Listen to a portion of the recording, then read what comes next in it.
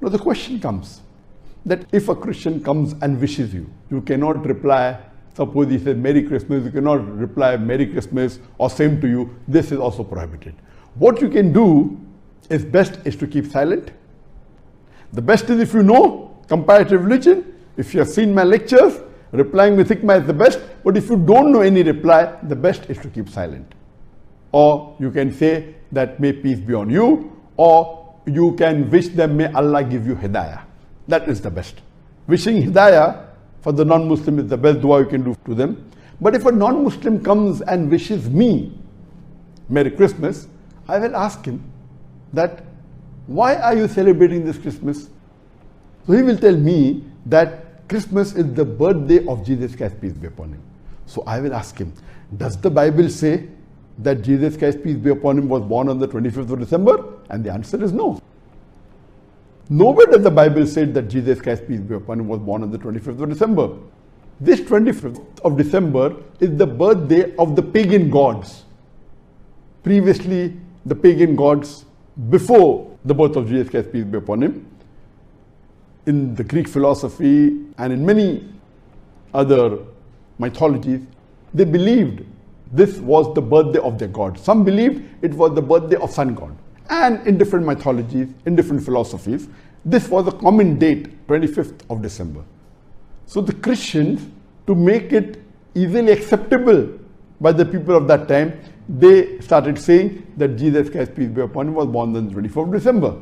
In fact, if you read the Bible, it says that Mary, may Allah have mercy on her, who was the mother of Jesus Christ, peace be upon him, when she was pregnant and she was asked to shake the tree, dates fell. And we know that dates don't appear during winter. So from this we come to know that when Jesus Christ, peace be upon him, was born, it was not winter, it was summer. So for sure, Jesus Christ, peace be upon him, was not born in December, neither on 25th of December. So when a Christian asks me, I will start doing dawah to him. And I will say, who is the Jesus Christ, peace be upon him? He will try to tell me that Jesus Christ, peace be upon him, is Almighty God. So I will tell him that, can you point out a single unequivocal statement from your Bible, anywhere from your Bible, where Jesus Christ, peace be upon him, himself says that he is God, or where he says worship me? And if you know your dawah very well, you can continue and you can prove. So during these occasions, if you are well versed with comparative religion, you can take this opportunity for calling them towards Islam. In no way can you agree with what they are doing is right.